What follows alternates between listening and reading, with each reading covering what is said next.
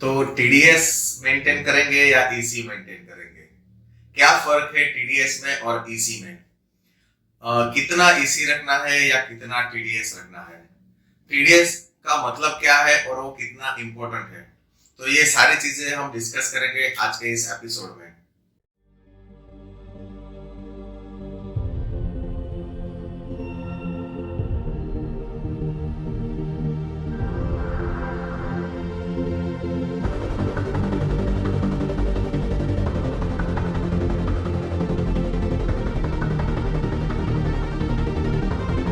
Friends, जैसे हमने अगले एपिसोड में देखा था कि प्लांट के लिए 5 रिक्वायरमेंट है। अगर वो 5 रिक्वायरमेंट फुलफिल होता है तभी आपका प्लांट सरवाइव कर सकता है।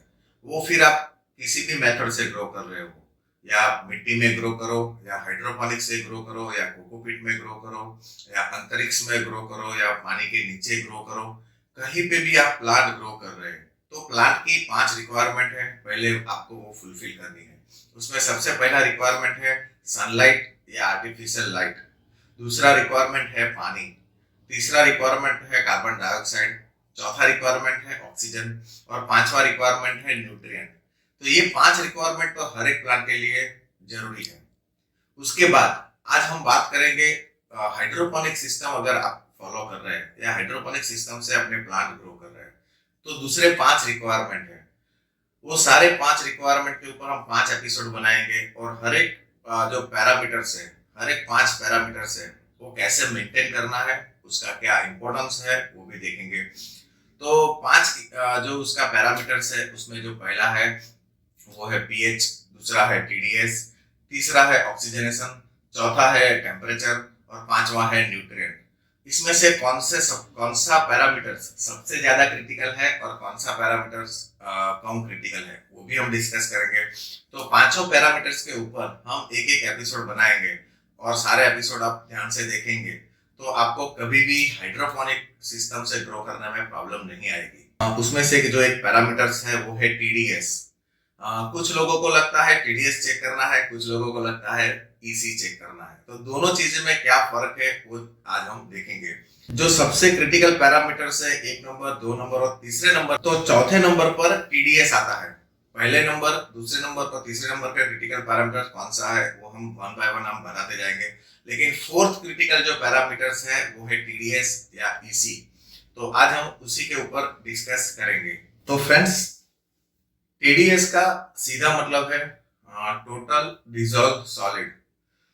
इसका सिंपल मीनिंग ये है कि आपका जो पानी है उसके अंदर कितना सॉलिड घुला हुआ है या कितना सॉलिड मिला हुआ है। तो सिंपल अगर हम देखेंगे एक लाइन में, तो ज्यादा टीडीएस मतलब ज्यादा सॉल्ट या ज्यादा फूड अवेलेबल, प्लांट के लिए ज्यादा खाना अवेलेबल है। कम टीडीएस का मतलब है कम खाना अवेलेबल है, कम फूड अवेलेबल है पानी के अंदर प्लांट के लिए। तो ज्यादा टीडीएस मतलब ज्यादा सॉल्ट, कम टीडीएस मतलब कम सॉल्ट। कभी कभी लोग ईसी भी चेक करते हैं। तो ईसी क्या होता है? तो अगर मैं यहाँ पर आपको ये एक मीटर दिखाता हूँ जिसके अंदर टीडीएस और ईसी आप दोनों चेक कर सकते हैं। हालांकि उसका सेंसर तो एक ही है। तो फर्क क्या है? फर्क सिर्फ इतना है कि जैसे हम बात कर सकते हैं कि इंडिया में हम लोग रुपीस में, आईएनआर में बात करते हैं और यूएस में हम डॉलर में बात करते हैं, वैसा ही ईसी और टीडीएस का है। One EC 1 EC is equal to 500 ppm। अभी ppm का मतलब क्या है? ppm का सीधा मतलब है पार्ट पर मिलियन के हिसाब से टीडीएस चेक किया जाता है। तो वो क्या क्या होता है ppm, तो वो भी एक बार देख लेते हैं। जैसे इसके अंदर, इस मग के अंदर अगर 1 लीटर पानी है और इसका टीडीएस 0 है तो उसका ईसी भी 0 आएगा। ठीक है। तो अगर ये 1 लीटर पानी के अंदर मैं 1 ग्राम सोडियम क्लोराइड प्योर नमक अगर ऐड करता हूं, 1 ग्राम इक्वल टू 1000 मिलीग्राम, यानी कि ये जो पानी है वो 1000 ppm टीडीएस दिखाएगा। अगर आप ईसी चेक करेंगे तो वो 2 EC दिखाएगा। तो ईसी और पीपीएम का जो स्टैंडर्ड है वो कुछ कंट्री में अलग भी हो सकता है, लेकिन अगर हम इंडिया की बात करेंगे तो 1 EC is equal to 500 ppm आपको हमेशा ध्यान रखना है। तो आप ईसी भी चेक कर सकते हैं और पीपीएम भी चेक कर सकते हैं, लेकिन सबसे जरूरी क्या है कि अगर आप जो न्यूट्रिएंट बना रहे हो या जो आप न्यूट्रिएंट यूज कर रहे हो, अगर उसके यूजर गाइड में या वो न्यूट्रिएंट बनाने के टाइम पे अगर आपको बताया गया है कि पीपीएम चेक करना है, तो आप पीपीएम फॉलो करिए। अगर ईसी बताया गया है तो ईसी चेक करिए। आगे हम बताएंगे किस तरह से ईसी चेक कर सकते हैं, किस तरह से पीपीएम चेक कर सकते हैं। वो सारी चीजें हम स्टेप बाय स्टेप डिस्कस करेंगे। उसका इंपॉर्टेंस क्या है, सीजन के हिसाब से टीडीएस कब कब चेंज करना है या क्या कितना रखना है, वो सारी चीजें हम डिस्कस करेंगे। तो चलिए मित्रों, अभी हम प्रैक्टिकल देखते हैं ईसी कैसे चेक करते हैं। तो फ्रेंड, जब भी आप टीडीएस मीटर यूज कर रहे हो या ईसी मीटर यूज कर रहे हो, तो वो बराबर काम कर रहा है या नहीं काम कर रहा है, वो काम करेगा या नहीं करेगा, वो सही रीडिंग दिखा रहा है या रॉन्ग रीडिंग दिखा रहा है, वो चेक करने के लिए आपके पास हमेशा एक कैलिब्रेशन सॉल्यूशन लगेगा। तो यहाँ पर मैंने एक 1000 ppm का कैलिब्रेशन सॉल्यूशन लिया है। तो यहाँ पर मैं 1000 ppm का टीडीएस सॉल्यूशन ले रहा हूँ। ये टीडीएस सॉल्यूशन अगर आप लेते हो तो उसको एक बार इस तरह से क्लीन कर दे।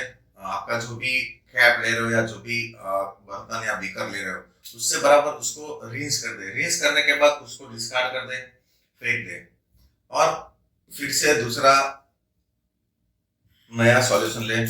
सॉल्यूशन उतना ही लीजिए जितना आपका यहाँ पर जो सेंसर दिया गया है, ये सेंसर आपका सॉल्यूशन में डीप होना चाहिए, उतना ही सॉल्यूशन ले ताकि आप सॉल्यूशन का मैक्सिमम यूज कर सके।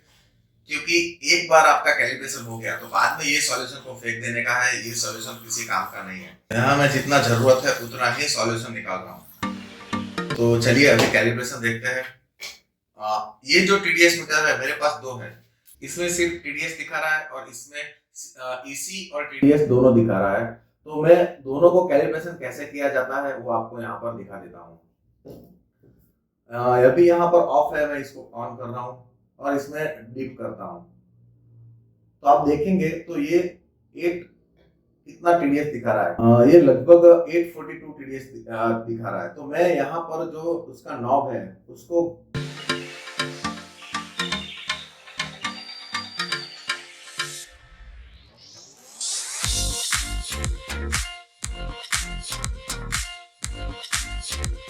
तो फ्रेंड्स, जैसे मैंने दिखाया कि इस तरह से आप अपना टीडीएस मीटर जो कैलिब्रेट कर सकते हैं। इसमें ईसी और टीडीएस दोनों है, लेकिन मेरे पास टीडीएस स्टैंडर्ड है तो मैं सिर्फ टीडीएस के हिसाब से इसको कैलिब्रेट करूंगा।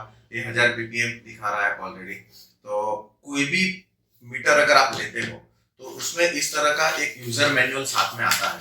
अगर यूजर मैनुअल साथ में नहीं है, इसमें बहुत सारी अलग अलग लैंग्वेजेस हैं, तो आप अपनी जो लैंग्वेजेस है उसी के अंदर आप देख सकते हैं। तो इस तरह का जो टीडीएस मीटर है वो कैलिब्रेट कैसे होता है वो उसमें यूजर मैनुअल में साथ में दिया रहता है। अगर आपका टीडीएस मीटर में यूजर मैनुअल नहीं आया है तो आप उसकी वेबसाइट पे जाके भी देख सकते हैं, उसके वेबसाइट पे भी आपको मिल जाएगा। अभी ये जो स्टैंडर्ड सॉल्यूशन है ये मेरे कुछ काम का नहीं है, इसको वापस ये जो बॉटल है उसके अंदर मिक्स नहीं करना है, तो इसको मैं साइड पे रख देता हूँ। और क्या क्या कर लेना है, दूसरा जब भी आप कैलिब्रेट करते हो तो वो 1000 प्लस और माइनस 10 भी आप सेट कर दिया तो प्रॉब्लम नहीं है। दूसरा, अगर आपको कोई पर्टिकुलर टीडीएस रखना है, जैसे अगर आपको बोला जाता है कि 800 पीपीएम रखना है तो वो 750 से 850 के बीच रहेगा। प्लस और माइनस 50 पीपीएम अगर आप मेंटेन कर रहे हो तो भी कोई प्रॉब्लम नहीं है। अभी हम यहाँ पर एक न्यूट्रिएंट सॉल्यूशन बनाएंगे और उसका पीपीएम कैसे चेक करेंगे वो यहाँ पर दिखाएंगे। तो यहाँ पर मैंने 1 लीटर पानी ऑलरेडी लिया हुआ है, उसका मैं यहाँ पर पीपीएम देखता हूं। तो ये मेरा नॉर्मल वाटर है। फ्रेंड्स, कभी कभी यहाँ देखेंगे ना तो आप अगर 1000 से ऊपर अगर आपका टीडीएस है तो साइड पे 10 दिखाएगा। तो अगर 100 और साइड पे 10 दिखा रहा है तो उसका मतलब है कि वो 1000 पीपीएम है। 150 और अगर 10 दिखा रहा है तो वो उसका मतलब है वो 1500 टीडीएस है उसका। तो वो आपको हमेशा ध्यान रखना चाहिए, क्योंकि हमारे पास बहुत बार ऐसा होता है कि कस्टमर बोलते हैं मेरा 150 टीडीएस आ रहा है, लेकिन साइड पे छोटा सा एक 10 लिखा हुआ रहता है, वो मैं आगे दिखाऊंगा किस तरह से दिखता है। तो उसका मतलब है कि वो 1500 टीडीएस है। अभी यहाँ पर हमने रॉ वाटर लिया है, हमारे यहाँ जो रॉ वाटर है उसका जो टीडीएस आ रहा है 177 है, 194 हो गया है। हॉबी पर्पस अगर आप यूज कर रहे हैं, हॉबी पर्पस अगर आप न्यूट्रिएंट सॉल्यूशन बना रहे हैं तो 90 250 तक आप ये पानी यूज कर सकते हैं, उसके ऊपर एडवाइजेबल नहीं है। क्योंकि ये 250 ppm दिखा रहा है, उसका मतलब कि इसी के अंदर कुछ भी सॉल्ट है, 250 मिलीग्राम सॉल्ट है ऑलरेडी। तो हॉबी पर्पस तो आपका प्लांट ग्रोथ होगा और अच्छा ही ग्रो होगा। लेकिन अगर आपको बहुत ही अच्छा रिजल्ट चाहिए तो मैं सजेस्ट करूंगा कि आप आरओ वाटर यूज करिए। एसी में से जो कंडेंसेट निकलता है वो यूज कर सकते हैं, बारिश का पानी यूज कर सकते हैं। बहुत लोग बोलते हैं डिस्टिल वाटर यूज कर सकते हैं क्या? यस, डिस्टिल वाटर भी यूज कर सकते हैं, लेकिन वो काफी महंगा रहता है, तो डिस्टिल वाटर भी यूज कर सकते हैं। बाहर जो मिनरल वाटर मिलता है पीने के लिए, वो मिनरल वाटर भी यूज कर सकते हैं, क्योंकि उसका भी टीडीएस रफली 30 to 50 के बीच में रहता है, 30 से 50 के बीच टीडीएस रहता है। तो वो पानी भी आप यूज कर सकते हैं। अभी आज हम यहाँ न्यूट्रिएंट बनाएंगे और उसका टीडीएस कैसे चेक करना है वो भी यहाँ आपको दिखाएंगे। तो अभी जैसे आपने देखा कि इसका टीडीएस जो है 190 के आसपास आ रहा है, तो मैं यहाँ हमारा जो एक न्यूट्रिएंट है उसका एक एग्जांपल बता देता हूँ कि किस तरह से उसका पीएच हम चेक कर सकते हैं। ये हमारा जो एक लिक्विड प्रोडक्ट है, Fruity GMB create, Fruity grow, Fruity micro और फ्रूटी ब्लूम। तो ये ग्रो माइक्रो ब्लूम का जो कॉम्बिनेशन हर एक पैकेट के साथ इस तरह का चार्ट साथ में ही आता है, इस तरह का चार्ट, तो वो चार्ट आपको फॉलो करना है। यहाँ पर जो चार्ट दिया है उसमें हम मल्टीपल मिक्स प्लांट, क्योंकि जनरली अगर आप हॉबी पर्पस आप कर रहे हो तो मल्टीपल मिक्स प्लांट, अगर आपका मल्टीपल प्लांट है तो वो आप शेड्यूल फॉलो कर सकते हैं। हमने न्यूट्रिएंट कैसे यूज करना है उसका तो अलग से वीडियो बनाया है, उसका लिंक भी मैं डिस्क्रिप्शन में डाल रहा हूँ। तो ये न्यूट्रिएंट पर्टिकुलर कैसे यूज करना है, उसमें कौन कौन से स्टेज कैसे फॉलो करना है, उसका सारा मैंने एक अलग वीडियो बनाया है, लिंक में डिस्क्रिप्शन में दिया है, तो वो आप चेक कर सकते हैं। आज हम टीडीएस की बात करेंगे। तो यहाँ पर मल्टीपल मिक्स प्लांट का जो स्टेज है उसमें 2.5 ml ग्रो, 2.5 ml माइक्रो और 2.5 ml ब्लूम लेना है।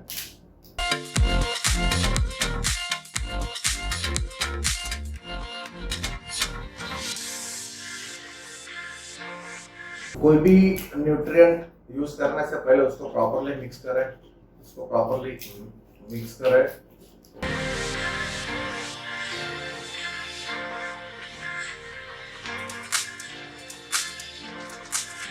तो मल्टीपल मिक्स प्लांट का जो फॉर्मूला है 2.5 ml, तो यहाँ पर ये 10 ml का मेजरिंग सिलेंडर है।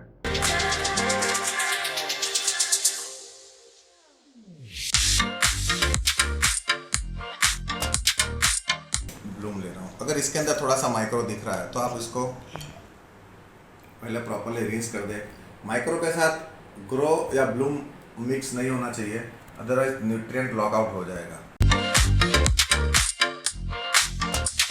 तो अभी इसका हम टीडीएस चेक करेंगे।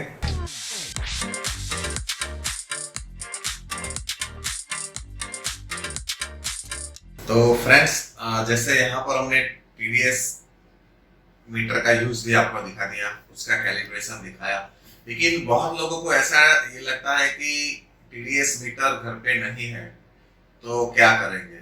आपको कुछ भी ज्यादा सोचने की जरूरत नहीं है। जैसे हमने अभी यहाँ पर जो टीडीएस चेक किया और यहाँ पर एक यूजर गाइड भी हमने यहाँ पर दिखाया आपको, अगर वो यूजर गाइड आप सिंपली फॉलो करेंगे, सिंपली ये यूजर गाइड को फॉलो करिए, आपका जो डिजायर टीडीएस है वो आ जाएगा। अभी हमारा जो टीडीएस कुछ 1100 के आसपास आया, तो उसका रीजन ये था कि हमारा जो पानी था उसका टीडीएस ही 200 था, अदरवाइज अगर वो आरओ वाटर होता तो 1000 के आसपास आता। तो हॉबी पर्पस के लिए ज्यादा सोचने की जरूरत नहीं है। आप टीडीएस मीटर नहीं है फिर भी आप अपना काम चला सकते हैं। तो दूसरा एक बहुत ज्यादा क्वेश्चन आता है कि हमारा टीडीएस बहुत फ्लक्चुएट कर रहा है या टीडीएस बहुत ज्यादा बढ़ रहा है। अगर आपका टीडीएस बार बार बढ़ जाता है तो उसका मेन रीजन ये होता है कि या तो आपका रूट रॉट हो रहा है, या आपने जो मीडिया लिया है वो मीडिया में से कुछ ना कुछ न्यूट्रिएंट पानी के अंदर आ रहा है, कुछ सॉल्ट आ रहा है, आपने कभी कभी वर्मी कंपोस्ट यूज किया है, अगर आपका जो टैंक या जो सिस्टम है उसमें कुछ मेटल या सीमेंट की कोई चीज यूज की है जो न्यूट्रिएंट के साथ रिएक्ट करती है और टीडीएस इंक्रीज करता है। हाइड्रोपोनिक टेक्निक यूज कर रहे हो तो उसमें कभी भी मेटल या सीमेंट जैसी चीजें मत लीजिए, प्रेफरेबली आप ग्लास या प्लास्टिक यूज कीजिए जो रिएक्ट नहीं करेगा न्यूट्रिएंट के साथ, और आपका जो टीडीएस है वो हमेशा रेगुलर मेंटेन रहेगा। फ्रेंड्स, तो अगर आप मल्टीपल मिक्स प्लांट ग्रो कर रहे हैं, आपको मालूम नहीं है कितना टीडीएस मेंटेन करना है, तो उसके लिए एक थंब रूल है जो हर जगह पे फॉलो होता है। मैं ये कमर्शियल बात नहीं कर रहा हूँ, कमर्शियल लेवल पे हर एक प्लांट के लिए पर्टिकुलर टीडीएस या ऑप्टिमाइज टीडीएस लेवल होता है जो मेंटेन होता है। उसमें भी सीजन में भी हर एक सीजन में वो टीडीएस वैल्यू चेंज करना पड़ता है। तो वो कमर्शियल लेवल पे जब हम इंस्टॉलेशन करते हैं तो वहां पर सारा ट्रेनिंग दे देते हैं। लेकिन अगर आप हॉबी पर्पस घर पे हाइड्रोपोनिक कर रहे हैं तो सिंपल कुछ रूल्स फॉलो करिए।